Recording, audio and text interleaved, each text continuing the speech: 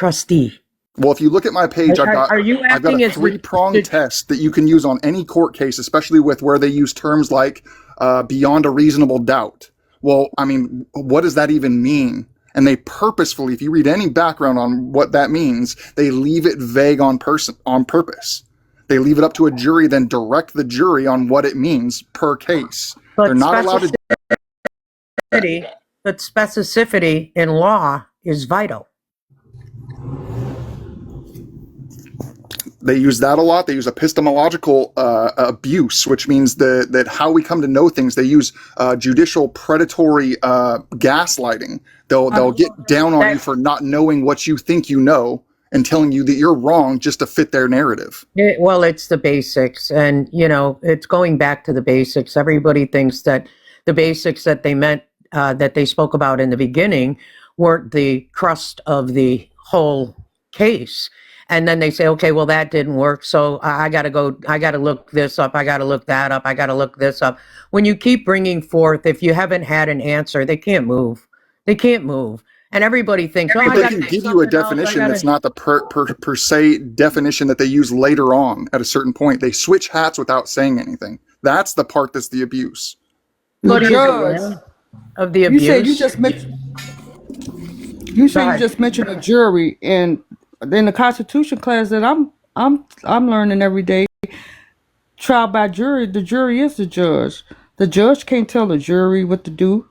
The judges, and that's just go into any case. They always give the jury directions, and I think that's one of the things they shouldn't be doing.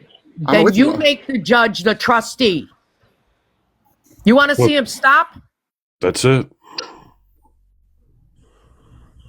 Okay, so for that, let's just go to real life scenario. If you were trying to change it to where they're the trustee, what would they comply with it? Oh, well, I already got a bitch removed from the fucking... Don't tell me you put a Form 56 into the court, because that's an IRS document. So you're saying this Form 56 will shift their hats with all courts are dealing with tax, and she had 17 years, and she had 17 years left on her Form 56, you said? I'm going to look into this. Form 56 has nothing to do with the courthouse. Oh.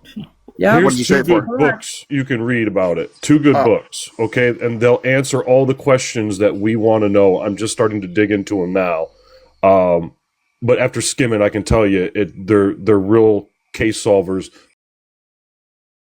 with what Valerie's talking about. Because they believe they are the beneficiaries and we are the trustee. And we need to flip it. And the reason we can flip it is because they're all banks. If you just answer this question real quick. Just give me a second here to finish, and then you can have at me, Freedom. So the first book is Conflicts of Law, Cases, Comments, and Questions. Now, the 7th edition does the best job of focusing on this particular subject, but it's about literally choosing how to move in and out and operate through summons and establishing the rules and rubric for the court. You don't have to accept being offered what they're doing. You don't.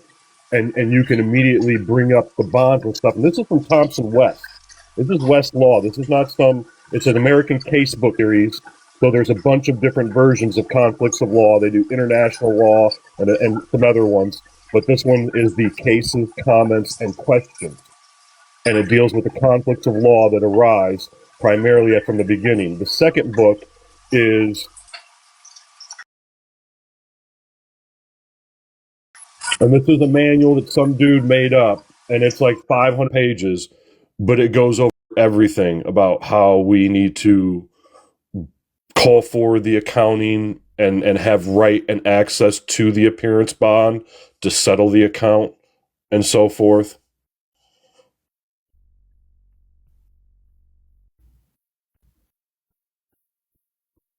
That's it. What's the title of the manual? The title of the manual is that. It's